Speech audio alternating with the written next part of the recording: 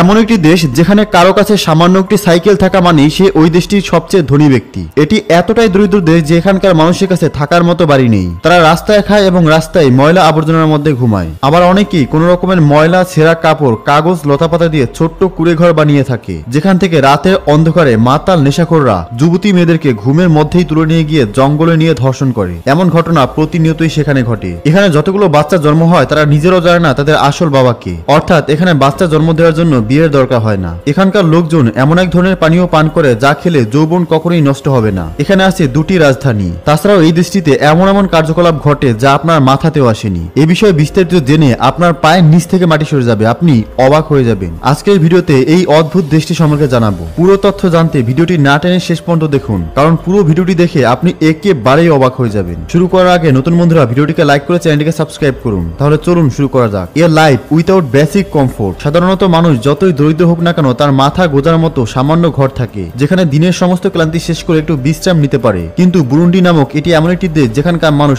অত্যন্ত দরিদ্র, এতটাই দরিদ্র যে তাদের সামান্য ঘর পর্যন্ত নেই। বেশিরভাগ মানুষ রাস্তাঘাটে, বন জঙ্গলে ময়লা আবর্জনার মধ্যেই ঘুমায়। আবার অনেকে ময়লা আবর্জনা থেকে কুড়িয়ে আনা ময়লা কাপড়, কাগজ, লতাপাতা ইত্যাদির সাহায্যে কোনো রকমে ঘর তৈরি করে সেখানে ঘুমায়। কিন্তু বৃষ্টি কিংবা ঝড় তুফান সেই ঘর মোকাবেলা করতে পারে না। এখানে কারো ঘুমানোর মতো ঘরেই থাকে না। আর ঘরের ভেতরে বিছানা তো অনেক লাক্সারি ব্যাপার। অনেক সময় 10 থেকে 12 জনের বিশাল পরিবার সরাসরি ময়লা আবর্জনার মাটিতে ঘুমিয়ে পড়ে। আর রাতের অন্ধকারে অনেক যুবতী মেয়েদেরকে কিংবা ছোট বাচ্চাদেরকে মাদকাসক্ত অনেক দুষ্ট লোক ঘুমের মধ্যেই তুলে নিয়ে গিয়ে ধর্ষণ করে। আর তাদেরকে এতটা নৃশংসভাবে মেরে ফেলে যে পরবর্তীতে তাদের লাশ পর্যন্ত খুঁজে পাওয়া যায় না। এমনকি অনেক ক্ষুধার্ত নেশাখোররা সেই জীবিত মানুষটিকে হত্যা করে তার মাংস পুড়িয়ে সেগুলোই খেয়ে নেয়। তাদের জীবন খুবই ঝুঁকিপূর্ণ। অনিরাপত্তা এবং অনিশ্চয়তা নিয়ে তারা রাত পার করে। মানুষের মৌলিক অধিকারের কোনোটাই তারা পায় না। এখানকার 8% মানুষ বিদ্যুৎ ব্যবহার করে, তাও সুপার মার্কেট সহ বিশেষ বিশেষ জায়গাগুলোতে। তবে এমন বিশেষ বিশেষ জায়গা যেগুলো সম্পূর্ণভাবে সূর্যের আলো এবং রাতের বেলা চাঁদের আলোর উপর নির্ভরশীল। সেখানে নেই কোনো ইলেকট্রিসিটি, নেই কোনো light. Burundi women love to wear everything on their heads. এখানকার মেয়েরা খুবই পরিশ্রমী। তারা তাদের শরীরের মোট ওজনের অর্ধেকের বেশি ওজন মাথায় নিয়ে দূর দূরান্তে যেতে পারে, সেটা হোক লোহার, সিমেন্টের কিংবা যে কোনো জিনিসের তৈরি। তারা প্রতিদিন তাদের কাজের বিভিন্ন জিনিস মাথায় নিয়ে খুবই চমৎকার ভাবে সেগুলো না ধরেই ব্যালেন্স করে হেঁটে চলায় দূর দূরান্ত পর্যন্ত। শুধু তাই নয়, এর সাথে তারা তাদের বাচ্চাদেরকেও বহন করে, যা আসলেই অবাক করার মতো। এর জন্য তারা তাদের মাথায় কাপড় গোল করে পেঁচিয়ে নেয়। এতে তারা বিভিন্ন জিনিস খুব সহজেই ব্যালেন্স করতে পারে। তারা অনায়াসে 30 থেকে 40 লিটার পানি তাদের মাথায় নিয়ে পাহাড়ি রাস্তা দিয়েও যেতে পারে। এমনকি অনেক সময় তারা এগুলো নিয়ে ড্যান্সও করে। বানানা ট্রান্সপোর্ট। কলা শুধুমাত্র সেখানকার একটি ফল হিসেবে ব্যবহৃত হয় না, বরং অনেকের জীবিকা নির্বাহের একমাত্র হাতিয়ার এই কলা। এছাড়াও সেখানকার অর্থনীতিতে এর ভূমিকা অনেক বেশি। সেখানকার বিভিন্ন জায়গায় আপনি আর কিছু দেখতে পান কিংবা না পান, কলা অবশ্যই দেখতে পাবেন। এটি সেখানে যেমন ফল হিসেবে ব্যবহৃত হয় তেমনি রান্না করে খাওয়া হয়। আবার বিশেষ প্রক্রিয়ায় এর সাহায্যে বিয়ার তৈরি করা হয়। কলা উৎপাদনের জন্য কৃষকেরা সেগুলো সাইকেলের সাহায্যে কিংবা আরো বিভিন্ন উপায়ে মার্কেট পর্যন্ত পৌঁছে দেয়। আর সেখান থেকে বিভিন্ন জায়গায় ছড়িয়ে পড়ে এই কলা। Traditional drums.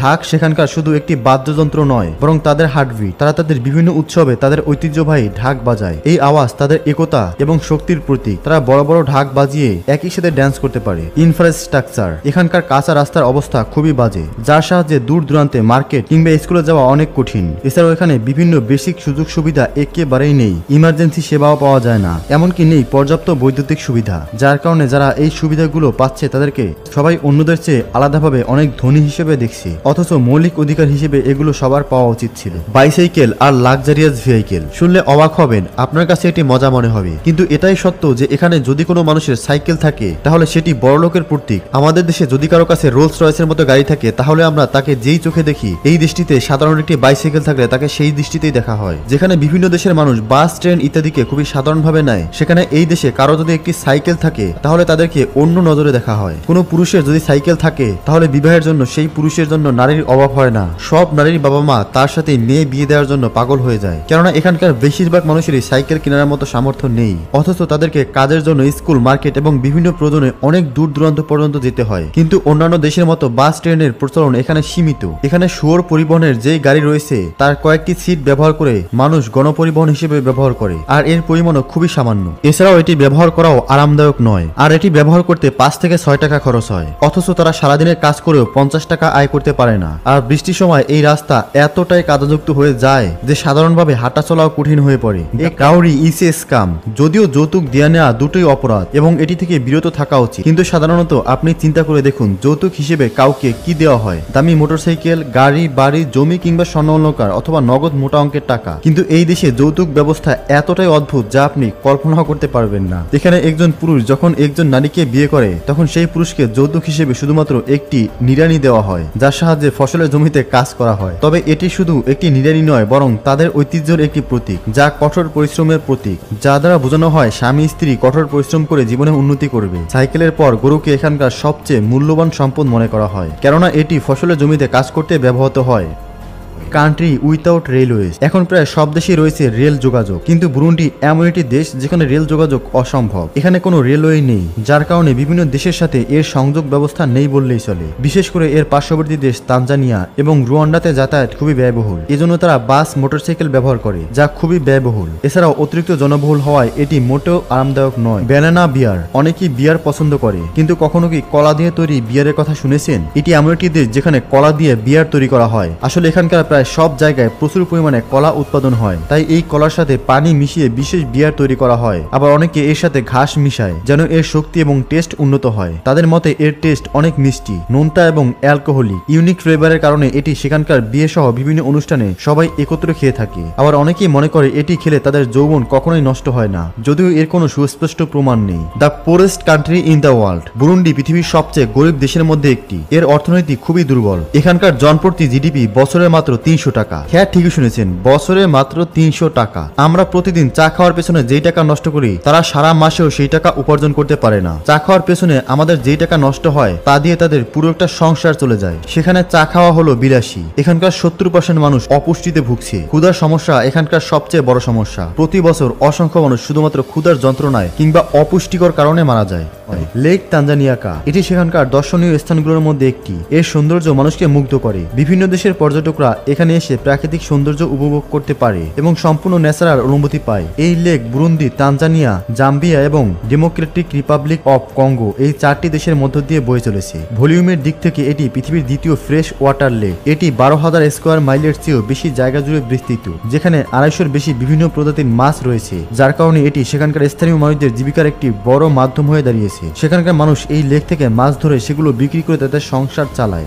Women with long hair that's not real hair. অর্থাৎ এখানকার নারীদের চুল দেখে মুগ্ধ হলে ভুল করবেন, কেননা এখানকার বেশিরভাগ নারী তাদের আসল চুল লুকিয়ে তাদের উপরে নকল চুল পরে। তাদের আসল চুল হয় কোকড়ানো এবং খুবই ছোট, কিন্তু নকল চুল অনেক লম্বা এবং সুন্দর। আসলে এখানকার বেশিরভাগ নারীদের মনেই লম্বা ঘন চুলের স্বপ্ন রয়েছে, আর সেই স্বপ্ন পূরণই তাদের এই চেষ্টা। তবে এর পেছনে তাদের অনেক টাকা খরচ হয়ে যায়। বলতে গেলে তাদের মাসিক বেতনের প্রায় 3/1 অংশ এই নকল চুলের পেছনেই খরচ হয়ে যায়, যা তৈরি করা হয় লাইলন সহ বিভিন্ন মেটেরিয়ালের সাহায্যে। তাই এটি যারা অনেক ধনী শুধুমাত্র তারাই এটি ব্যবহার করতে সক্ষম হয়। জিওগ্রাফি। বুরুন্ডি মধ্য আফ্রিকায় অবস্থিত। এটি স্থল বিশিষ্ট। এর আয়তন প্রায় 10,000 স্কোয়ার মাইল, যা বেলজিয়ামের চেয়েও ছোট। কিন্তু এখানে 23 মিলিয়নের চেয়েও বেশি মানুষ বসবাস করে, যা এটিকে ঘনবসতিপূর্ণ দেশে পরিণত করেছে। তবে এখানে পাহাড়, সমুদ্র সবকিছু তার প্রাকৃতিক সৌন্দর্যে দেশটিকে ঘিরে রেখেছে। কিন্তু এরই পাশাপাশি এটি অন্যান্য দেশের সাথে সংযোগ কঠিন করে তুলেছে, যার কারণে আমদানি রপ্তানির খরচ কয়েক গুণ বেড়ে যায়। দেশটি প্রাকৃতিক সৌন্দর্যের দিক থেকে ধনী হলেও বিভিন্ন সীমাবদ্ধতার কারণে এখানকার মানুষ